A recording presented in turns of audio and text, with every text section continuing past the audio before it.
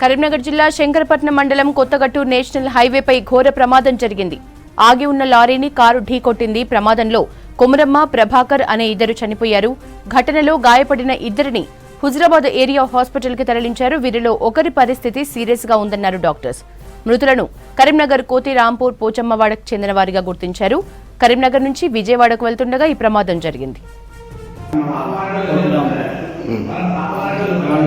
విజయవాడ పోయేటప్పుడు తవ్వాల అన్నవారి ఇంటికాడ వదిలేసి అటు నుంచి ట్రైన్కి విజయవాడ పోదామని బయలుదేరాం.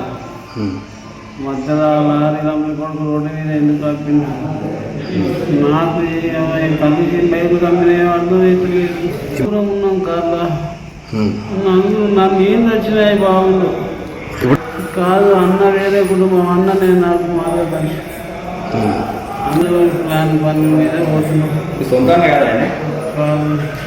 అమ్మాయి చనిపోయిందంటాను కదా మా చెల్లి. లారీ ఉన్నాయన్న లారీ కాడ లారీ కొన్నాం తీసుకొచ్చుకున్నాను.